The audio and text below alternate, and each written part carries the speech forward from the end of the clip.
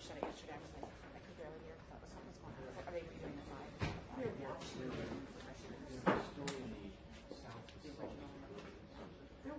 That's all. Are you done? Well, so the delivery drivers, the loading docks. And have it be really pretty. Yeah. You know, there used to be the main entrance to the door. I know it did. And they're not remaking it. Go ahead, search the world. I bet there's not another city anywhere that ever converted a major government building main entrance to a loading dock. What does that mean? I know, but they're just doing it. Why? Because they're not turning it back into an entrance. Historical landmark. Although they totally trashed it. It'll also be a nice view for folks in the park. That's right. Who aren't supposed to do that? You. No, we're just going to go Clean it, yeah.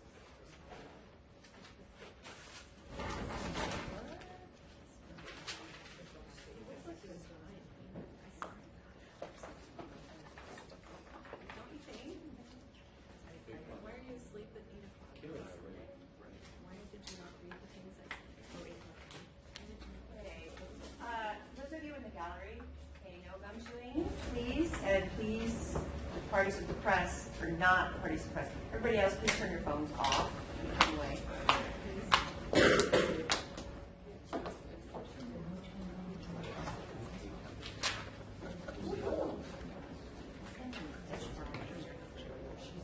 You stand up.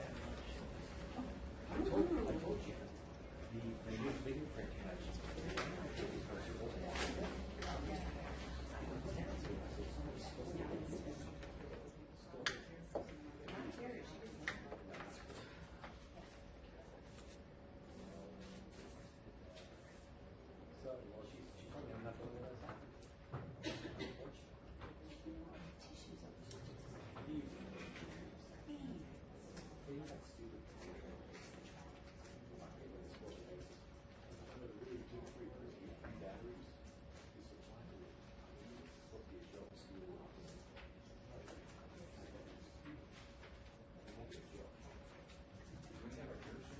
yes, I called you. They just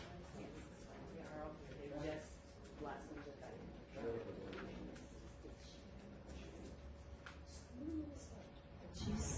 She want to hang in there? Tell her I want her. She can do it. What? Well, not much. Ethernet, sure. I have been having a lot of problems. Control.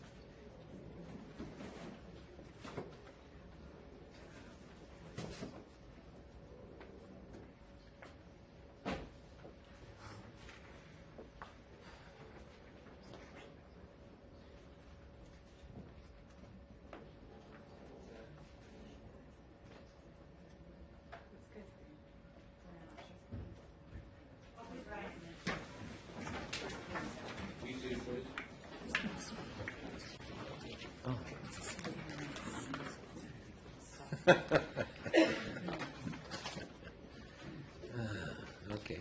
Yeah, we just had a couple quick issues. Yes. To start. One is just, For the court's information, Can you speak up, please? Sorry, Detective Pavlovich is going to go up to the polyclinic today at noon to retrieve the medical records. We thought that would be fastest way to do it. So I'm going to ask the court to sign a second subpoena, just so we have it available in person for them to hand to them. Without objection? I assume so, Your Honor, though I haven't seen it. Can I just take a look at that, counsel? It's mine. I have no objection. You don't have any objection to your pleading? No, I don't, Your Honor. All right. Strangely.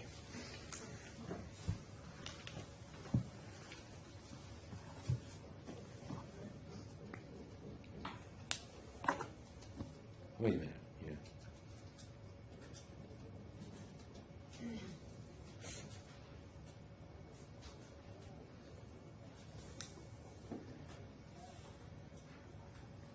I put in today's date on both blank lines.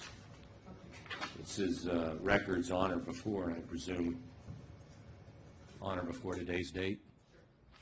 Okay, I sign it. Okay, Your What's Honor, next? the second issue is that our first witness today is Imran Merchant, who was the pharmacist who filled Ms. Pietz's prescriptions, the pill bottles of which are in evidence. And I wanted to, Well, that brings to mind, where's your list of witnesses for today? we emailed it last night, Your Honor. You did? You have it? But I can read it to you again, Your Honor. It's Imran Merchant, the pharmacist. I love to have it in writing. Well, if she has And it. she'll get it. You emailed it to Terry. We emailed it to Terry and to the court. I can get it. I've been sending it to Court Hayden. Is that not the proper address? I don't send myself email. I can send it to you personally. No, I'll let Terry get it. Okay. You want this back? Yes. All right, so, Thank you. So Imran Merchant is the pharmacist who filled the prescriptions, or from the pharmacy that filled the prescriptions. And I wanted to make a motion with regard to cross-examination. Last night, we did a defense interview of Ms. Pietz's doctor, and 90% of the questions had to do with her prescription history. And when the defense calls her, we'll be making an appropriate motion with regard to her testimony. But Mr. Merchant, the pharmacist, has no information beyond the pill bottles that he's testifying to today, because their records do not go back far enough to show Ms. Pietz's history. So any question regarding other painkillers or other medications she might have been on would be asked without an expectation that he's going to have any knowledge in terms of the answer. So the question would just be hanging out there for no reason. So we'd make a motion that the cross be limited to the scope of the examination, which is the 3 pill bottles in evidence. Mr. Allen? Can I consult with my co-counsel for a second?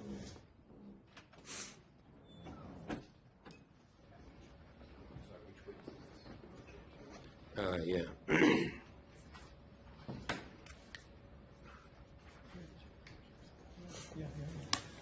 Your Honor, I spoke to Mr. Merchant out in the hallway today, and he's indicated that he does remember her as a regular customer. He probably has filled other prescriptions for her. He doesn't remember specifically. I think we're entitled to ask those questions. It goes to whether or not he would remember her personally, because I think his testimony is dependent on having an independent memory of Ms. Pietz in terms of how he filled particular prescriptions. It actually has nothing to do with his independent memory of Ms. Pietz. It has to do with the pill bottles. And my fear is that they're going What's the purpose of calling? to explain the pills. He is a pharmacist. He knows how they Just to work. explain what prescriptions were filled? What prescriptions were filled and how the pills work. And it matters especially with regard to the acetol in terms of the digestion rate.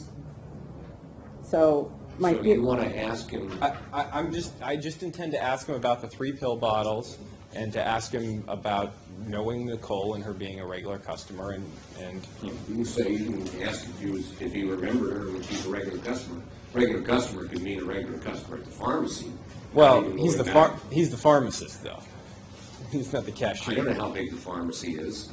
I mean, he may see her walking around the store buying other items. I don't know. But you can ask him if he's seen her in the past and how often, and that's fine. And I guess that would also encompass questions about other medications that are not being addressed today, and the effect, or, what types of things that they treat. For example, something that she might have been on according to her doctor that this man knows nothing about. To try to imply basically that she's a drug addict because she was on various pills.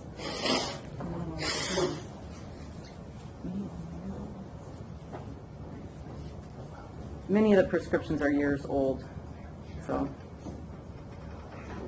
Counsel, you can certainly ask him, does he have any knowledge of other prescriptions? If he says no, Then that's it.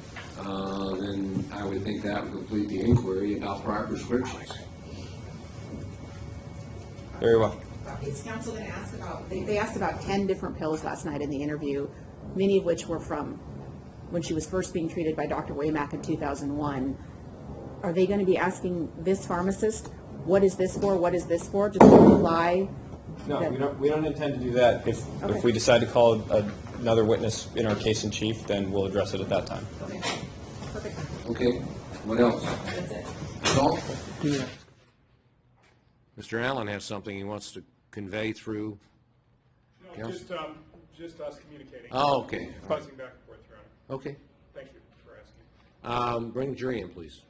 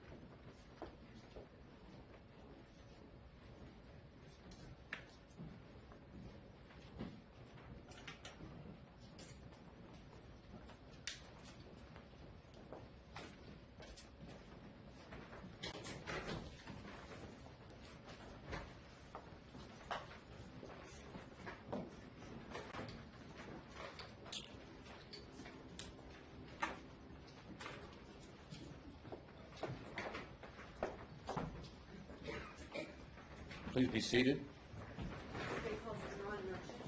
Raise your right hand, please. Do you swear or affirm your testimony in this matter will be the truth, the whole truth, and nothing but the truth? Yes. Be seated.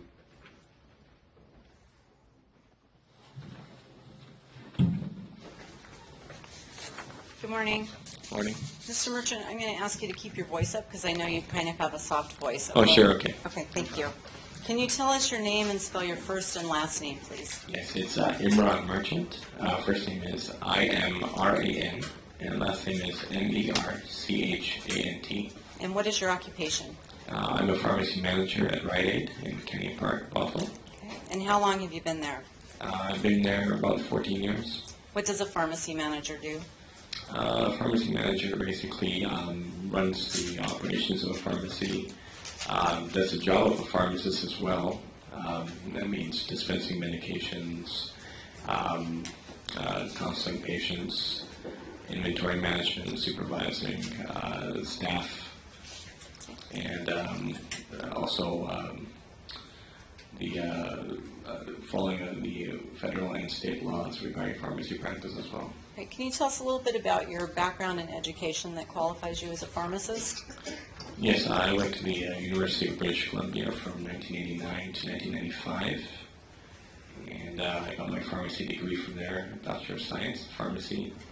I practiced in British Columbia for 5 years approximately, and then I was recruited by Rite Aid in late 1999. I joined them as an intern and successfully passed the exams and completed the internship in early 2000, and practicing as a pharmacist. And then a couple months later, I got, I guess that was June 2000, I got the promotion manager, pharmacy manager, and I stayed that in that particular position until today. Okay. Are you licensed in the state of Washington as a pharmacist? Yes. This may seem like an obvious question, but does your education and training give you knowledge about medications and how they affect people? Yes. Have you reviewed the pill bottles prescribed for Nicole Pietz that were filled by your pharmacy for her? Yes, I did. If someone has a prescription written for them, do you get any notice of that unless it's phoned in directly to your pharmacy? Say one more time. If someone has a prescription written for them in a doctor's office, do you get any notice of that unless the doctor's office calls it into you? No, I wouldn't, unless the doctor's office and or the patient. Yeah, let me know about that. And the records for 2006 for Rite Aid, do they still exist? I did try to look them up, and no, they don't.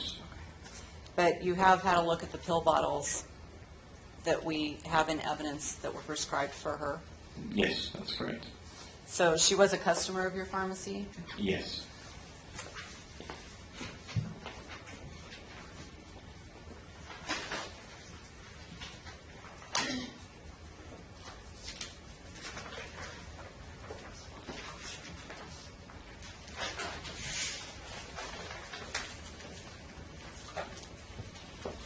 I'm going to hand you what's been entered into evidence of State's Exhibit 64. It has 2 bottles in it. Could you take those out, please? Sure. And first, look at the larger bottle.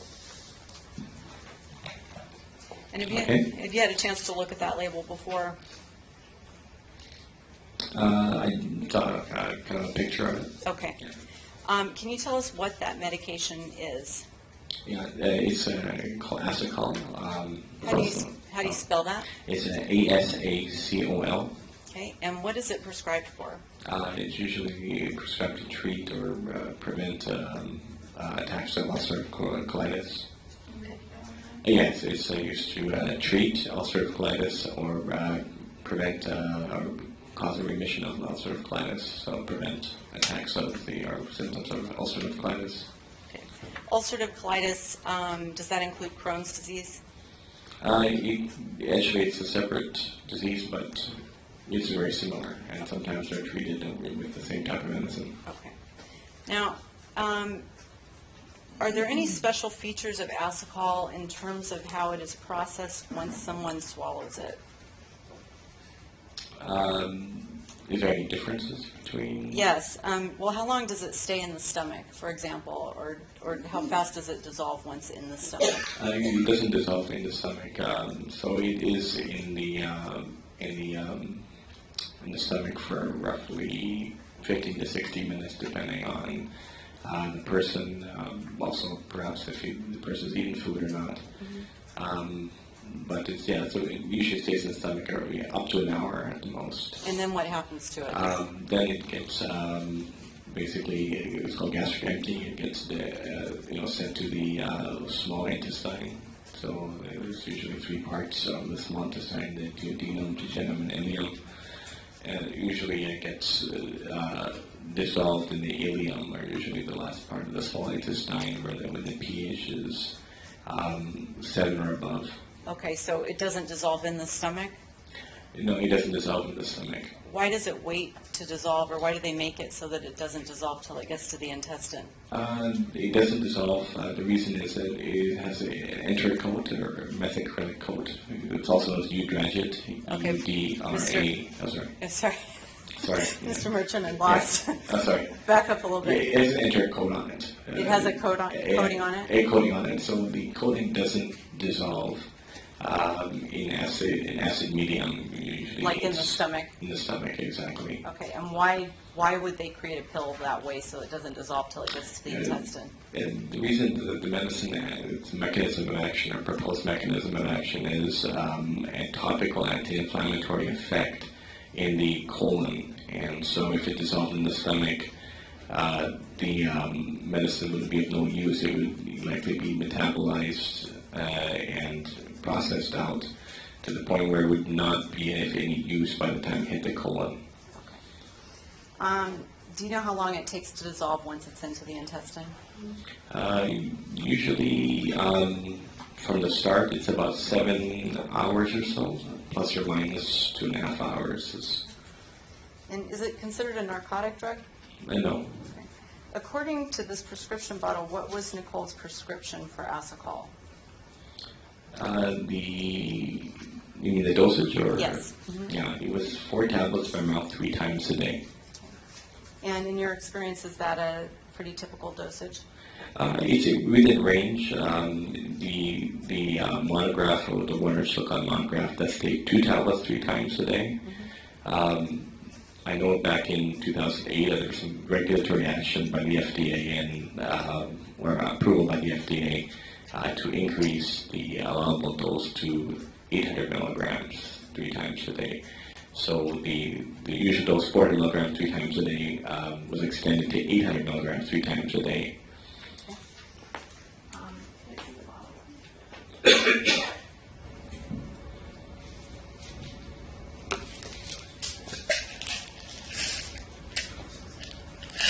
Mr. Merchant, I'm going to hand you a pill from the bottle. Do you mind if I reiterate what I just said a little moment ago? Sorry, it wasn't the dosage is 400 milligrams, 2 tablets 3 times a day. It can be taken at 4 tablets 3 times a day. So instead of 800 3 times a day, it can be taken at 1600 3 times a day, and that would still be within range. So she was within normal range. She was still within normal range.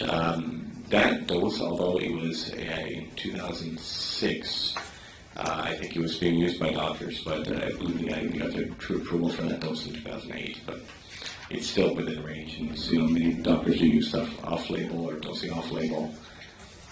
Okay, when I handed you a pill from out of this bottle, there's just quite a few pills left. Can you look at the pill and tell us if there's anything printed on it? Yeah, it does say Asacol, and of course NE, and then there's 2 slashes. And that's how the drug companies identify the drugs. Exactly, they have some sort of marking to identify the drug, yes.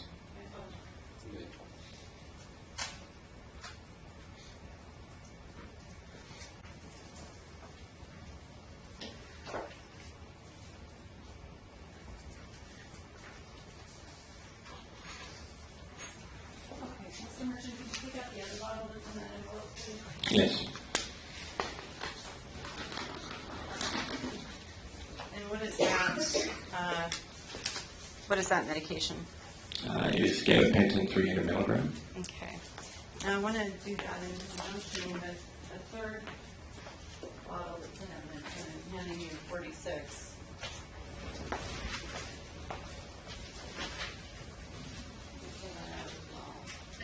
Okay.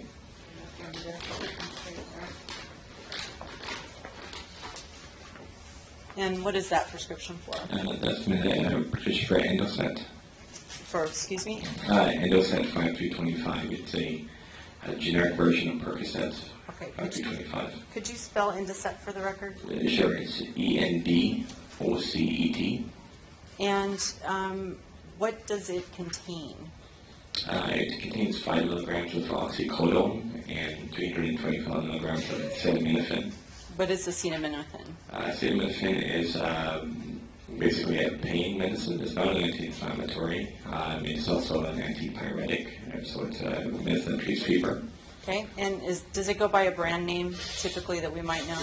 Yeah, we know that as Tylenol in the United States.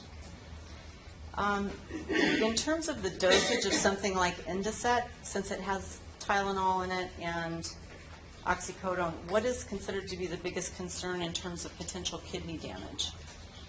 Usually we have trouble with liver damage with the Tylenol or acetaminophen. So up to 4 grams per day is the maximum dose. I know the FDA has been working on trying to reduce that maximum dose to 3 grams per day. And what was the dosage for her prescription based on that bottle? Based on this bottle, she was to take 2 tablets 4 times a day. So she would be within range with respect to the acetaminophen. Okay. And is that, in your experience, a fairly typical dosage pattern? It is maybe slightly on the higher side. I mean, it's still typical. Usually I'll see 1 or 2 tablets every 4 to 6 hours, so the doctor did run 2 tablets 4 times a day. It's still within range, however. Okay. And have you seen prescriptions with higher dosages as well?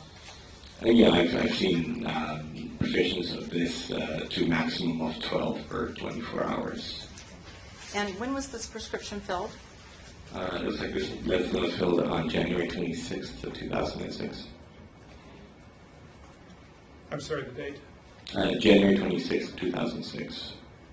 I actually did fill this particular one as well. Okay. Is this a common strength for an Indocet prescription, the 3 milligrams, 3/325? Yeah, the 5/325 is the most typical strength, the most commonly prescribed strength of this medicine. And what about this medication in terms of how long it takes to dissolve compared to, say, the Asacol that doesn't Indocet? Oh, Indocet would dissolve probably very quickly, so you get maximum blood levels, peak blood levels in about 1 hour. Okay. And what does it mean to talk about a therapeutic dose? Basically, a therapeutic dose would be the concentration of the medicine in the blood that would provide its intended activity. Also, it could mean, the amount of medicine that reaches its site of action. Like, for example, Asacol, although it's not absorbed, but it is has a topical effect on the colon. So. And do you know how long Indocet or something like it would stay in the bloodstream, how long you would expect it to stay in the bloodstream? Yeah, it has a half-life of roughly between 3 and 5 hours, so we would probably within a day or two we would probably be gone or pretty much to a very lower negligible level, at least therapeutically. Okay. So the half-life is different than how long it would still show up in the blood? Yeah, it would still show up in the blood, at a subtherapeutic level for sure, possibly after a day or two even, Okay. depending on the drug test and the sensitivity of the test. Okay. If someone is taking large amounts of a particular drug, would you expect to see it stay in the liver for some period of time? Is there a slower process that takes place than in the blood? It depends on the patient too, whether they're fast or slow metabolizer. Mm-hmm. So, but they wouldn't trace it in the blood. In the tissue, I would probably might be beyond the scope of what I would know, but Okay. likely there would be some sort of a liver action or enzyme production that could show that the medicine was still there. Okay, let's switch to the gabapentin then, which was the other, you can actually, let me.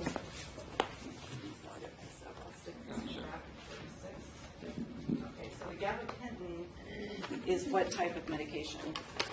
Gabapentin originally was an anti-epileptic drug approved by Davis many years ago. Since then, it was touted or used for neuropathic pain. What does that mean? Pain is, basically derived from nerve and nerve dysfunction. So if someone had a pinched nerve or a disc that was pushing on a nerve? Exactly. Also diabetic, peripheral neuropathy, shingles, pain, nerve pain from shingles, etc. So Is it considered a narcotic drug? it is not considered a narcotic drug, no. Can you develop a dependence on it? There's very, for some case reports about this, that there has been some issue with the recreational use of it, but that's usually at higher doses. A dose this low, but prescribed this low, probably wouldn't prescribe much in the way of any euphoria or any sort of effect. Okay. Now, would you take that along with the oxycodone, the Indocet? You could potentially, yes. Okay. And so are they designed to work together on different aspects of the pain? Is that a fair way to put it? Exactly. Where oxycodone is going to help the acute pain by acting on opioid receptors in the brain. The gabapentin is supposed to basically modulate the amount of GABA, or an inhibitory neurotransmitter. The nerve pain. So it would work a little differently. Yeah. Is there a particular time of day you're supposed to take gabapentin? It's best taken at bedtime, although once a patient it gets tolerant to the side effect of dizziness, drowsiness, gait disturbance, etc., they can eventually take it during the day, but in the beginning they usually take it at nighttime or bedtime. Okay, and what day was that prescription filled? That was filled on January 9th of 2006. And what were the directions for when she was supposed to take it? Yeah, as it says here, it's 1 at bedtime for the first 3 days, increasing to 2 at bedtime for 3 days, followed by increasing it to 3 at bedtime, I believe, for another 3 days. So, it looks like it was also filled, by the way, on January 5th as well as January 9th. So Okay. it's filled too. Tell us about that, because it's the label is a little weird. Yeah, it was actually filled, apparently there was some insurance problem, and so the medication was advanced by my then staff pharmacist, Ruth Wan. She had... Objection, foundation, you're saying. Can you tell this by looking at the label? What happened? Yeah, it looks like it was a partial medication, so what was done was a few counsels were given when the patient, had come to the counter and, I guess, was upset that the medicine wasn't covered. Objection, lack of foundation again. Sustained. Okay. From looking at the label, can you tell that it was partially filled on one day and then completely filled on another? Yeah, this is kind of what we used to do when we didn't have as good as the computer systems. We didn't have as well sophisticated, so we used to just write down the quantity in advance. So Okay, a and few capsules were advanced, and then by advanced, you mean given before? given before. Yeah, and usually we would do this in most cases without any payment at that time. Okay. So if medication is advanced, you're giving a few pills at the beginning until insurance or whatever the problem is resolved, and then you complete the prescription later, is that right? Correct. Okay, so on this prescription, when was the initial advance of the few pills? What day was that? It looks like it was on January 5th. Okay, and then when was the prescription completely filled? On January 9th.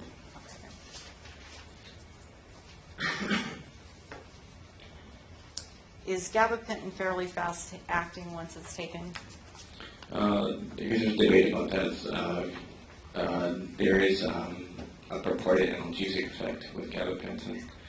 At the same time, it's also been used to modulate nerve firing and usually has to be built up to a therapeutic level to modulate nerve pain.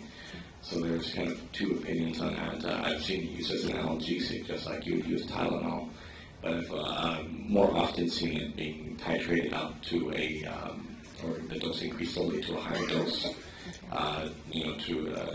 for it to actually take action, which is a few weeks after the medicine's been initiated. Okay, how about the drowsiness or the sleepiness? Would that take effect fairly quickly upon taking that medication? Yeah, exactly, it should, yeah. Probably within the first hour, you should be feeling tired and sleepy.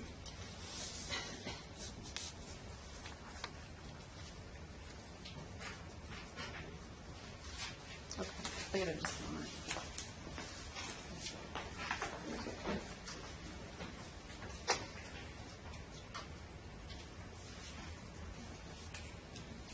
I have no further questions, thank you. And I'll retrieve the envelope from you so I can...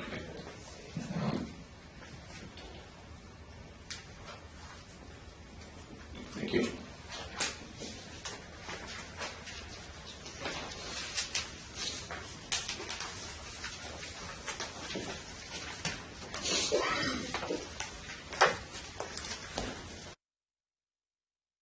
Morning. Nicole Pietz was a regular customer of yours at the pharmacy at the Rite Aid pharmacy in Bothell. Yeah, correct. You actually have a memory of her coming into the pharmacy to fill prescriptions. That's correct, yes. And you explained on direct examination that you filled all three of these prescription pill bottles that we've looked at today, correct? I did look at the acid if I actually filled that one or not, but the Endoset I had filled for sure. Okay, you definitely remember filling the Endoset. I definitely remember filling Endoset, yeah. I mean, well, my initials are actually on the bottles. So, Okay. yeah. And other than these bottles that you've testified to today, you had filled other prescriptions for Nicole as well, hadn't you?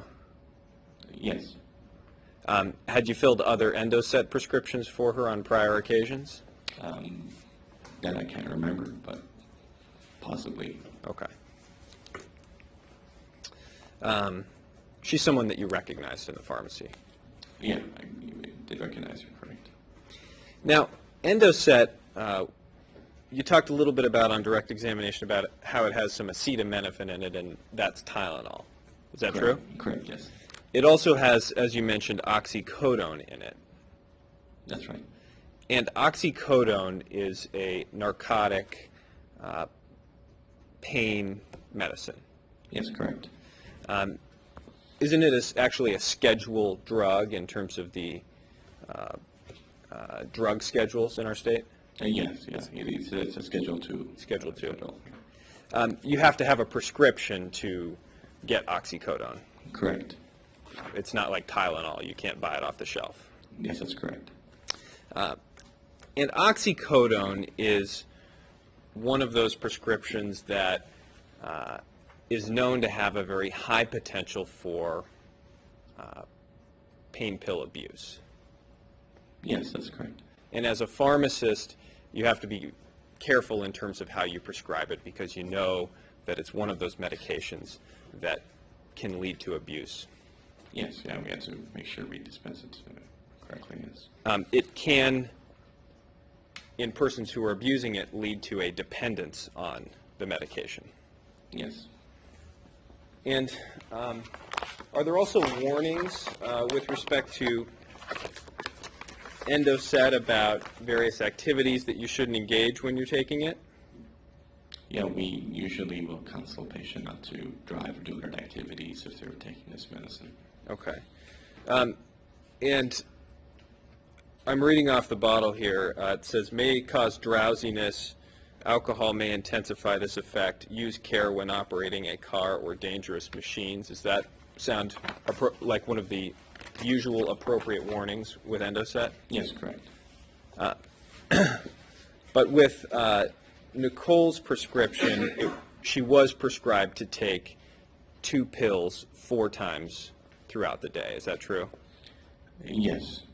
And the expectation is that it would be taken over the course of a full day. The expectation is that, but at the same time, the medication is usually taken on an as-needed basis, so if the person is not experiencing a great deal of pain, they could possibly not take it. So that's, the understanding of the patient, the physician prescribing it, and we usually reiterate that when we're counseling a patient with that medicine. So it's not something that has to be taken religiously, 2 tablets 4 times a day. If their patient's not experiencing pain, then they don't have to take it, around the clock.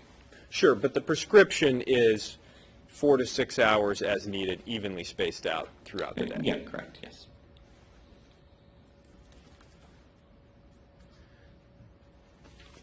And with respect to the gabapentin, you testified that these days is traditionally prescribed to treat chronic nerve pain. Yes, correct. Isn't it also sometimes prescribed to treat anxiety? That's somewhat fallen out of use. I've actually had patients who seem more anxious with gabapentin. It used to be used, or attempted to be used for bipolar depressive disorder, and it kind of lost popularity in that particular, and the psychiatrist would stop prescribing that. It seemed to not work as well, more side effects than drugs such as lithium or valproic acid. So, yeah, it kind of fell out of favor for anxiety, fell out of favor for, these other indications, but it seems to be prescribed more often than not for neuropathic pain. When did it fall out of favor for those other purposes? That I can't be exactly sure, but I believe it was tried several years ago because, if I'm not mistaken, it was approved way earlier on. I don't think it was used a lot, to be honest with you, for that particular, I didn't really see it for that indication a lot. So, Okay. I mean, it would be very rare that I would even see that. Would it have been prescribed for anxiety in 2006? I don't know, yeah. Okay. Honestly. With respect to the Asacol pills, you testified that you would only expect it to be in the stomach for about an hour. Yeah, just in the, basically in the stomach, yeah, not in the intestines, but yes, just in the stomach. Roughly, anywhere from, 15 minutes to 60 minutes, roughly. But if there's food in the stomach, then the pill can stay in the stomach a lot longer, can't it? Yeah, it could potentially a little, I mean, a couple hours, 3 hours, I would guess, but. Okay. I mean, let's say there's a pill in the stomach and also some food. The pill's not going to go through the stomach any faster than the food. Yeah, usually not. It doesn't have some independent property that'll get it through faster. No, I believe the absorption was very little with Asacol. Per the monograph, it wouldn't matter whether it was taken with or without food. The absorption, extent of absorption would be about the same. And so, would you agree that with food in the stomach, that a pill could stay in the stomach for maybe 4 to 6 hours before it actually gets to the intestines?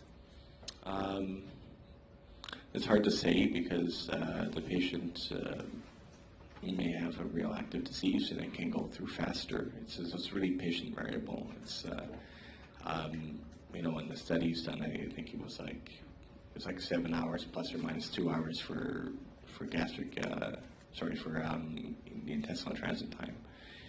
And colonic arrival was also 7 hours plus or minus 2 hours. So these are patients that were, had the active disease.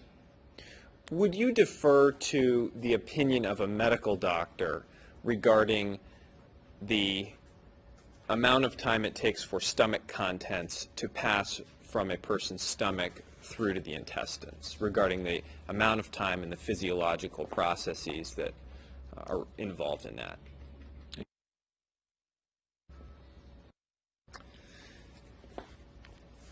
Would we expect to see gabapentin in a blood sample, in a toxicology screen? Yeah, I think you would. I don't believe gabapentin is well metabolized, so you may find the actual gabapentin.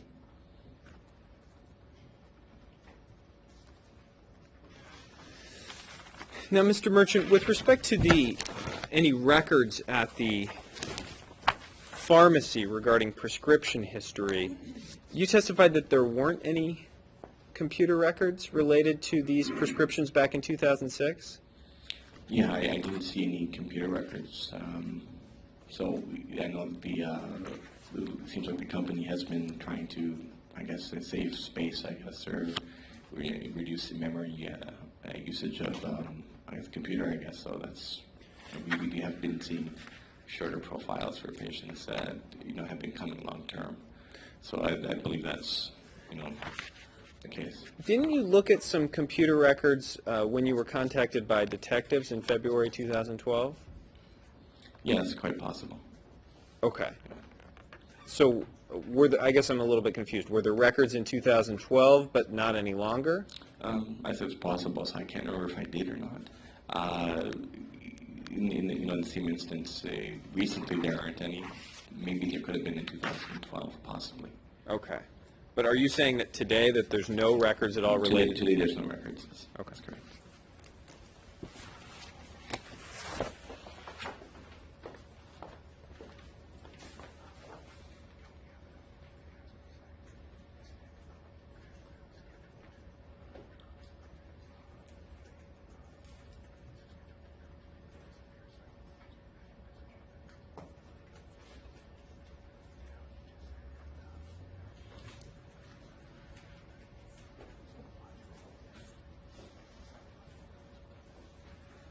Mr. Merchant, with respect to Schedule II drugs such as Endocet, or I guess oxycodone is really the operative part of that drug,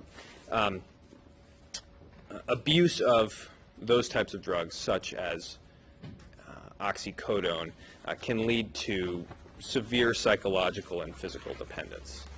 Isn't that true? Yeah, it's quite potential, yes. I don't have any other questions, Your Honor. Redirect. Mr. Merchant, I just want to clarify, when you're talking about the acetol staying in the stomach and moving, possibly moving with the food, possibly not moving with the food, it's patient dependent, is that what you said? Incorrect. Okay. You talked about 7 hours intestinal arrival time. Does that mean staying in the stomach for 7 hours, or do you mean through the system in 7 hours? Because I thought I heard you say it was in the stomach 2 to 3 hours. Yes, yes. No, essentially, the intestinal transit time means the time it would take to, I guess, come right to the end of the intestine. Okay, to go all the way through All the the way system. through, yes. That's yes. the 7 hours. That would be the 7 hours, exactly. And so the colonic arrival time would be somewhere right close to that. Okay. So am I correct that I heard you say that you think it could stay in the stomach about 2 to 3 hours before moving to the intestine? Yeah, if it was taken with food, possibly, again, it's very patient dependent. Again, on average, it should be, out of the stomach quicker.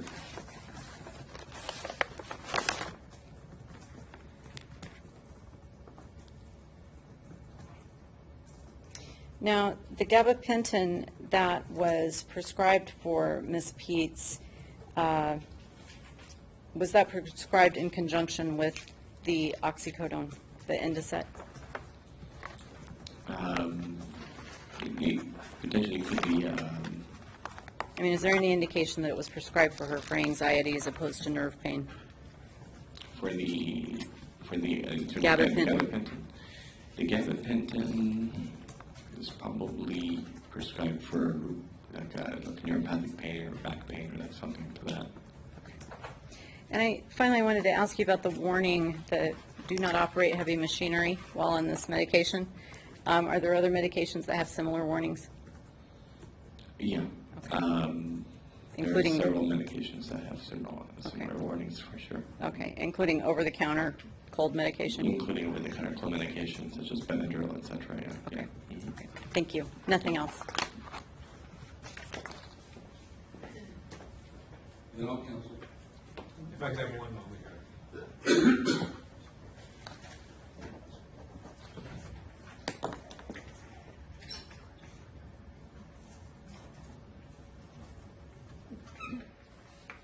Nothing further, Your Honor. You may step down or excuse.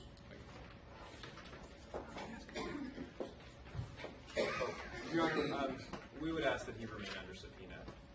There's a potential we might need to recall him. Okay, sir. Means one thing, you may be called back, the other is don't discuss your testimony.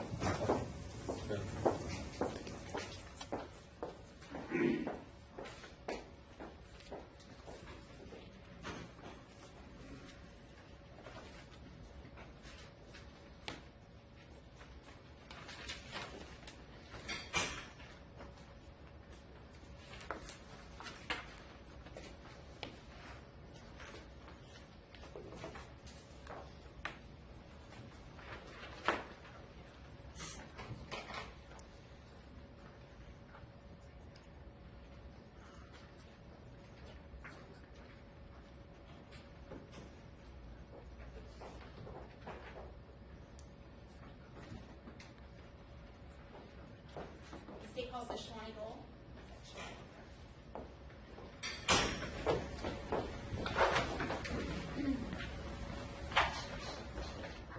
Raise your right hand, please. Do you swear or affirm your testimony in this matter will be the truth, the whole truth, and nothing but the truth? I do.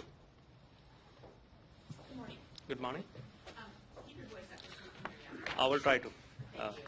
Can you spell both your first and last name? Ashwani Goyal, And can you please spell those? ASHWANI, last name Goyal, GOEL. Thank you. What do you do for a living, Mr. Goyle? I am a manager at AT&T for RF engineering, radio frequency engineering. I missed that last part. For what? Radio frequency engineering. Okay. And is that AT&T, the cell phone company? That is correct. AT&T cell phone company. And how long, let me ask first, how long have you been employed by AT&T? I have been employed since 2005, so almost 8 years now. And have you held that same position since you've been with them? I got promoted about 6 years back. I was working as engineer when I joined, and for last 6 years I'm as a manager. So initially you were just an engineer and now you manage other engineers? That is correct. Do you, I want to talk a little bit about what that job entails, but first I want to ask, did you work in the cellular industry as an engineer prior to working for AT&T? That is correct. I have been in cellular industry since 2000. And where else have you worked since 2000? I have worked as consultant with multiple companies, primarily working for AT&T or previously Singular Wireless. So mostly AT&T and Singular, but also some other companies in the United States? Also some other companies in the United States. Did you do engineering work in that same field in India? I did, but not in cellular engineering, but paging services and two-way radio communication, kind of walkie-talkie. Two-way radio system and paging. I'm sorry, can I have that word again? Paging. Paging. What's your educational background? I have a AMIE, which is associate membership from Institution of Engineers. It is equivalent to bachelor's degree in United States. Okay. And it's in engineering then? This is electronics and communication engineering. And I assume you received the AMIE in India? That is correct. I want to talk now about what you do in your current job. When you say that you are a radio frequency engineer, can you explain what that means? So I manage a team of 9 engineers, and our primary responsibilities are to design and optimize the radio network. By radio network, I mean is when you see all these towers which send the signal out for our cell phones to work and communicate. That's what we design and optimize. We decide on where to put those towers, what should be the attributes for those towers, and how they will interact with each other. And so if I want to use my cell phone and I have AT&T, those towers have to exist for me to make calls? That is correct. Is part of your job to make sure that any AT&T customers have coverage for their phones anywhere they might be? That is correct. That is one of my primary objectives, to ensure we have coverage where people live or work. And do you work mainly in an office with computers doing that, or do you have to go out in the field where the towers are to do that work? Most of the time I spend is in office, but we do go time to time to visit towers. And I want to ask you a question. You mentioned Singular at one point. Are AT&T and Singular the same company? They were separate companies until I believe 2005. After that, Singular acquired AT&T. At that point, they changed their name as well to AT&T. Okay. So Singular actually bought AT&T, but stayed AT&T. Stayed AT&T. Okay. And you believe that happened in what year? 2005. And were you already working for AT&T when that happened? I was not an employee at that point, but I was working as a consultant. Even though you work in the engineering aspect of the company, are you also familiar with the type of records that get generated by AT&T and Singular for their customers? I'm very much familiar with the call records which are generated as part of the process. And why is that important to your job to be familiar? Many times we have customer complaints where we need to find out about where is the customer's pain point, and at that point we need to find which cell tower is serving that specific customer, and if there are any issues with that specific cell tower. And are these type of records kept on every subscriber that has the AT&T as their provider? That is correct. And I assume those are generated by a computer? That is correct. Are those records generated every time a customer uses their phone, essentially? Absolutely. And do those records also, at least some of them, contain information on which towers might have been used to connect calls? That is correct. Each time a cell phone is connected to a tower, we note down the cell ID. It's called the identity of the cell tower, which is a combination of location, area code, and cell identity. And is that what you have to use sometimes when you have to look into problems customers might have with their coverage or their reception? These are the two fields we use to identify the tower which is serving the specific customer. And does AT&T have a lot of towers We do. all over the Puget Sound area? We do. And is that because you want coverage everywhere that you can have it? That is correct. And is that partly to make sure that you don't lose out to competitors in terms of coverage? That is very true. Okay. I want to show you diagram.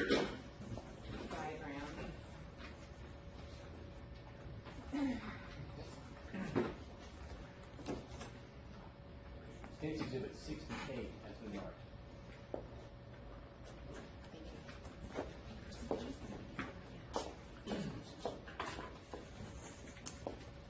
Mr. Gold, I'm going to show you what's been marked as State's Exhibit 68. Have you seen this before? Yes, I have.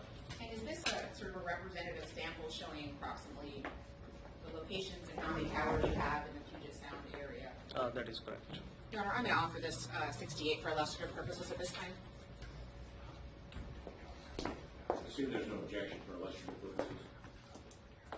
Your Honor, I would ask to avoid the witness regarding timing and what this actually represents. It's illustrative. Okay. Mr. Goyle, does this map reflect cell towers currently or in 2006? I am not 100% sure about this. Your Honor, I would object to the relevance then. I think it goes to 8 and it's illustrative, Your Honor, so we're trying to get an idea of large numbers of towers in the area.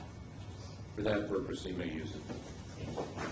So, Mr. Boyle, looking at this exhibit here,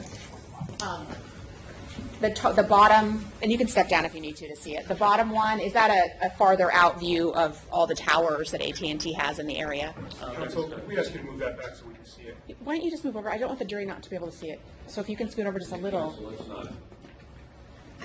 It's hard to see. That's the larger, farther out area where the towers are? That's the zoomed out view. And the top one is a closer up version of what area? That is Seattle city area, zoomed in view. So I showed this just to give a representation. Essentially, the attempt by AT&T is to have coverage all over. That is correct. And- all over where most of the people live. Okay, where most people live. So in rural areas, there's going to be less towers. There will be less tower. That is correct. And in urban areas, I'm assuming there's a lot more gathering of towers. That is correct. So on this bottom half of the diagram where we see all of these orange areas, those all represent towers. That is correct. In, for example, the downtown Seattle area, towers are pretty close to each other. Those are. Thank you.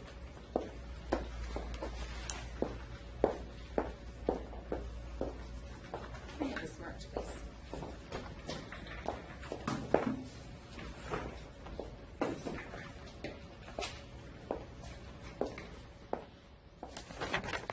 State's Exhibit 69 has been marked. Thank you.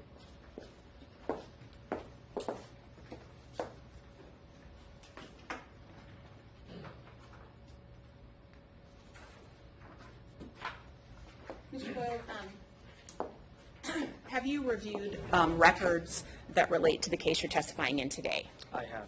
And are those records that belong to Martin Pietz and Nicole Pietz? That is correct. Do you recall how many sets of phone records you reviewed? In other words, how many numbers? Oh gosh, maybe 6 to 8 different sets. Are you done? Yeah. Thank you. I'm going to show you what's marked as State's Exhibit 69 and have you look through this if you would.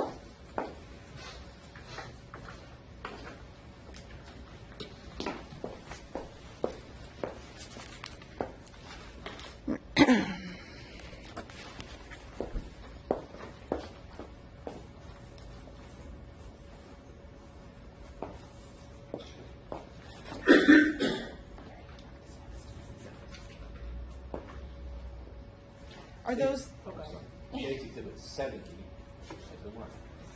is that notebook that you have in front of you, Mr. Goyle, the phone records you've reviewed in this case? That is correct. And how many different subscriber phone numbers are there in that notebook? 3. 3. And are those related to Nicole and David Pietz? That is correct. I'm going to show you what's in marked as States Exhibit 70. And before I show this to jury, can you just look at this and tell me if this matches the subscriber information and the phone numbers that are contained in that exhibit? These two. And those records that you have in Exhibit 69, are those records that were kept by AT&T Singular for those customers? That is correct. And were they generated the way you previously testified? That is correct. Your Honor, I would offer Exhibit 69 and 70. Your Honor, no objection to 69. 70, no objection for illustrative purposes. That's fine, Your Honor. Exhibit 69 is admitted, and you may use Exhibit 70. And members of the jury, what that means is this type of exhibit does not go back to the jury room with you. It's simply highlighting testimony and allowing her to put the testimony in a larger form for you to see it. But it's not the original document, so if you use it now, you will not see it in the jury room. So, Mr. Goyle, I want to start with this. The first set of phone records in that notebook, is that the top number that we see here on Exhibit 70? That is right. And can you just indicate, do those phone records indicate the username for those records that are associated with that? Yes, they do. Pietz. I'm sorry, say it again? Pietz. It just says Pietz, and so is that correctly reflected on this Exhibit 70 up here? It is. And just if you would, for the record, can you read the phone number? 206-388-9615. And does it have information on the billing party? It does. And who is the billing party for this phone number? Singular Wireless. What does billing party mean? The owner of the phone, or in whose name this specific cell phone is issued. And is that the person also that at least the phone company believes is responsible for the bill? That is correct. Is there any way from the phone records that you have for that number to tell the type of handset? Or are you not able to tell that from subscriber information? I'm not able to tell. Actually, there is a coded IMEI, which is International Mobile Hardware Identity, but I will not be able to decipher that right away. So it could be looked up, essentially? It can be looked up, and it is unique worldwide. Okay. And the second phone record, set of records in that notebook, is that the second listing on Exhibit 70 on this board? That is Nicole Pietz. So that username is Nicole Pietz. That is correct. And can you tell us the phone number? 206-331-0483. And is the billing party also Nicole Pietz? That is correct. And how about the third set of records in there? Tell us who that's under. That is for Martin Pietz. And what's the phone number? 206-369-6034. And is Martin Pietz also the billing party in that? That is correct. I want to talk a little bit about the types of records within each set of records there. Are there different designations as to the types of records? Are there different designations as to the type of records within each of those phone numbers? There is subscriber activity, then there is calls to destination, and unbilled usage. So let me ask you about each of those. The section entitled subscriber activity, what type of information do we see in that section of the records? That lists all the calls which subscriber is dialing out, primarily for that reason. We use that subscriber activity portion. Calls to destination is for all the incoming calls which subscriber is receiving. And unbilled activity is if the calls are not billed to subscriber yet, those are listed over there. And I want to go back for a moment to subscriber activity. You said that those are largely calls dialed out. Are there also some calls that are placed in, reflected in the subscriber activity Those section? are, that is correct.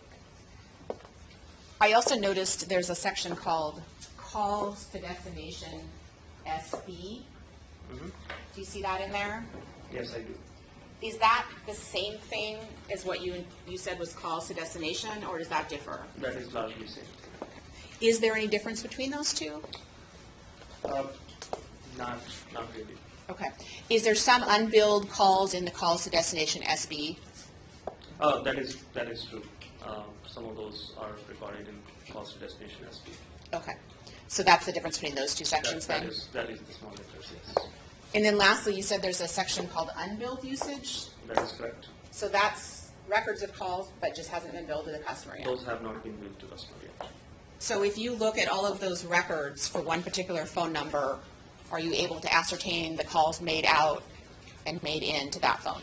That is correct. If we look at all of these together, we are able to do that.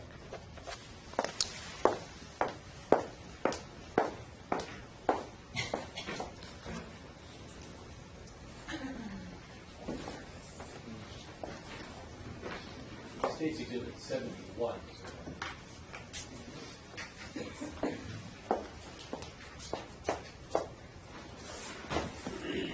Mr. Coyle, I'm going to have you turn to the 3889615 section. I'm going to show you Exhibit 71. Does this appear to be a blow-up of page 1 of the subscriber activity? This is.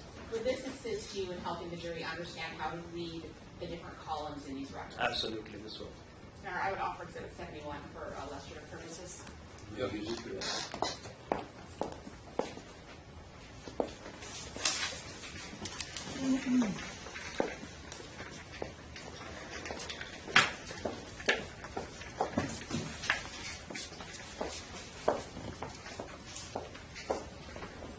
So, Mr. Gold, as you already described, this is subscriber activity, and so it shows both outgoing and incoming calls? That is right.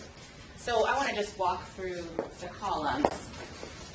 There's a column entitled Call Date, probably self-explanatory, but that's the date. That's the date subscriber made a call. And then Call Time tells us what? What time that call was made. And for these records that are contained in the exhibit you have on your lap, is the time the same time zone as the subscriber themselves? That is based on subscriber location. So the local time Local zone? time zone. And then what is the column that's entitled Dialed Number? What does that tell us? That's the number which subscriber dialed out. So if there is not a number in that column, does that mean it was an incoming call? That is incoming call. Okay. And then... Your Honor, Mr. Pietz wants to be able to follow this, but he can't see through the prosecutor, so I'm wondering if we could rearrange this a little bit so he can't see. Bring it. They have the record. I mean, we could give them a copy of the pages in there. Well, we want to be able to see this done, and Every courtroom requires everyone to see it. Can you move it a little this way A little towards you. toward me and toward the jury?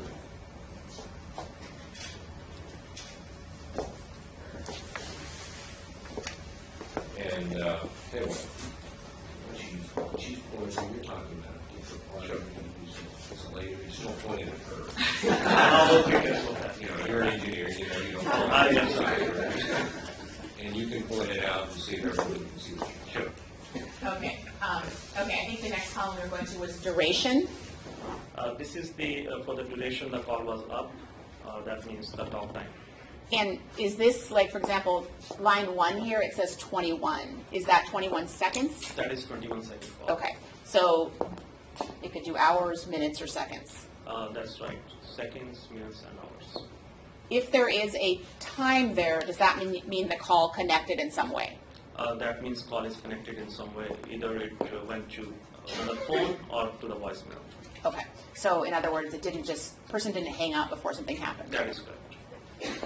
What's the next column? It looks like it says I sell. That is, in fact,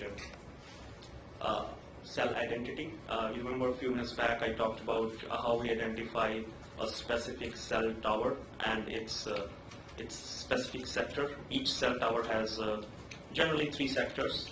So we identify each of those with this 5-digit numerical number, which is called iCell or cell ID.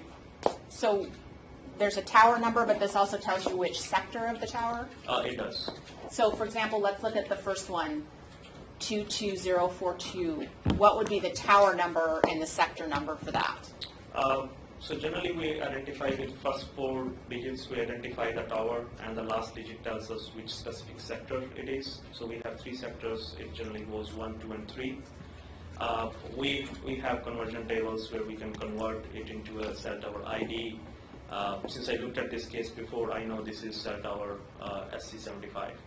Okay, so it actually has a separate name or number as well. It has a different alphanumeric ID that we use for our day-to-day use. But for purpose of this record, you would know 2204, you'd be able to figure out what location that tower is. Absolutely. And 2 means it's sector 2 of that tower. That is sector 2 of that tower. Okay. What's the next column that says L cell? Next column is called a location area, and that's a geographical entity. That means a number of cell sites in a specific geographical area are combined together, and that area is called a location area. So location area is nothing but a bigger entity as compared to a cell site.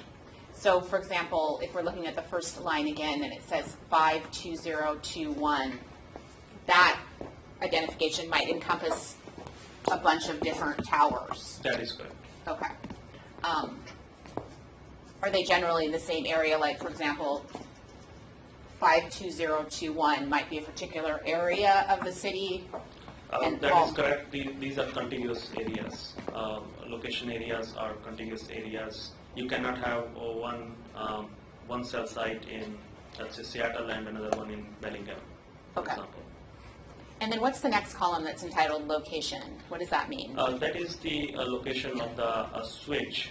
So as you have a cell site and then a group of cell site is clubbed together as a location area, and then a number of location areas are clubbed together and connected to a switch. Think of it as a big router. Think of it as a big router. A big router, okay. And that is one specific, that's at one specific location. So are there multiple different switches like in the Seattle area? There could be, yes, and in Seattle we do. So for example, looking at this page, it looks like they're all the same switch, but that's not, there are more than one switch. There are more than one switch in AT&T network. And what's the last column stand for, the feature column? Feature column tells if there was any kind of feature, for example, call forwarding or call waiting was enabled, then it will show up over here. Okay.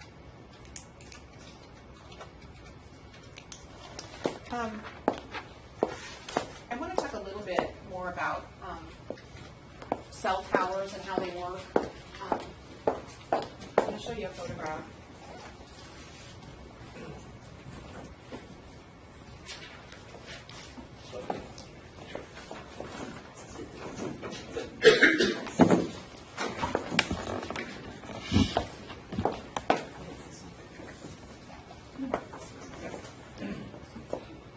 States Exhibit 72 has been marked.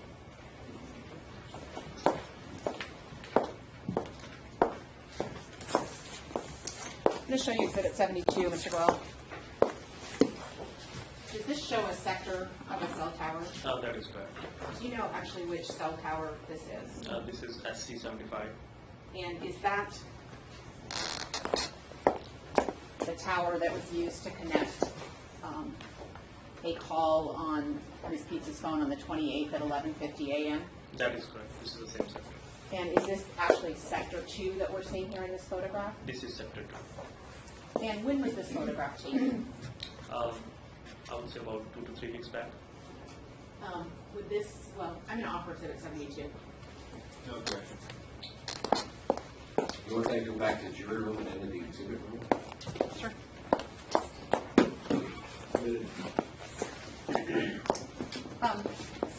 So, Mr. Goyle, using this picture, is this tower located in downtown Seattle? little bit east of downtown Seattle. Where is it located? Do you recall? It is located by I-5 near Kessler.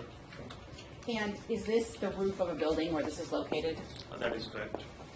Is that common for towers, cell towers, to be on the roofs of buildings? In urban environments, it is pretty common. Why is that? Because it's hard to build towers. We don't get zoning permissions to build new towers. So we are supposed to be using rooftops. So using space that already exists. That's correct. So can you, I'll take that note, but do you want to step down and can you just explain how it is that a tower like this or a sector of a tower, how does it work such that if you use your cell phone, you can get a signal using that tower? So what you see over here, these four, long things, these are antennas. And why do we use four of these? Because there are multiple technologies that we use. This picture is very recent, and now we have multiple technologies working on. Each of the technologies using one or two of these. The way it works is, if you see these cables are going down in an equipment room where you have cell tower equipment, and that equipment is connected to a switch, what we were seeing on that other exhibit last time around. So whenever, and these antennas are capable of transmitting signal as well as receiving that signal back. So whenever a customer is trying to make a call, that customer will connect to one of the closest tower with the best signal strength. It doesn't have to be closest, but it has to be the best serving sector, means best signal strength. Then it will connect over there, send the signal back to the equipment will send it to the switch where it will get processed, and then your communication will get established. And you said this is one sector of that tower. So are the other sectors and antennas located on this same roof? Those are located on the same roof. And why are there three sectors on this tower? Each of these sectors are pointing in a different direction.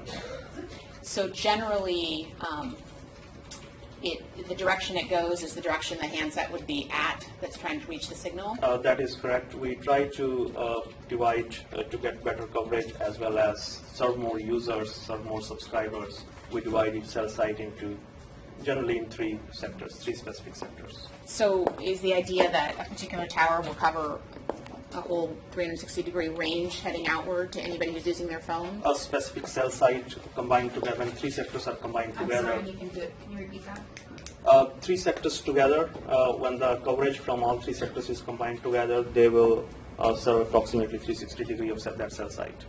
But it also depends on how we orient those sectors as well. You can take a seat. I'm going to ask you some more questions, but you don't have to stand up here.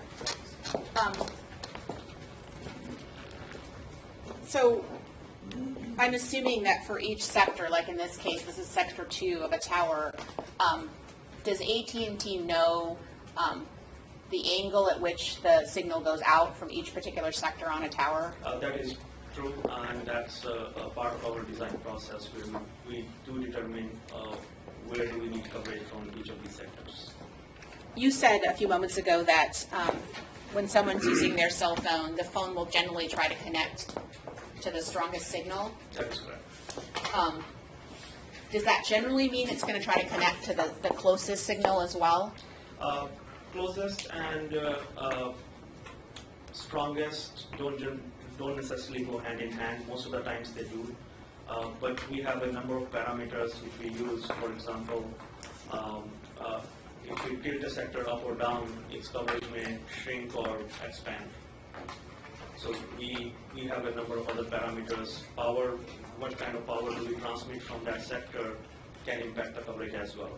So in general, the closest is the best, but in few cases that may not be the case. I just have a couple more questions, then we'll take our break. Do you mind if I just ask the next two? I just wanted to ask, are there factors that can affect, for example, my phone might be closest to this sector and tower, but are there things that can make it not hit off the nearest tower? That is true. If you have obstructions which will obstruct the RF signal, in that case you may get connected to another tower. And would that be like a building or some other kind of obstruction? That can be a building or ground terrain topography. What if the sector's broken? What would happen then if my phone was near it, but that sector was broken? One of the neighbor sector will start coming in as a strong server, but the principle stays same. Whoever will be the strongest serving cell in that area, that will start serving. And can sectors and towers get so busy with cell phone signals that they reach their maximum and can't take anymore? They do. There are cases when they do, although we try to design for the towers not to reach at that point. But there are events which happen, and you have traffic clogged at a specific place. That can happen. There's a possibility. And that would also cause it to maybe transfer to a tower that's not the closest? That is true, but that's not the ideal situation for us. It's not what? It's not the best situation for us. Okay. Thank you. I think we can take our morning break. Thank you.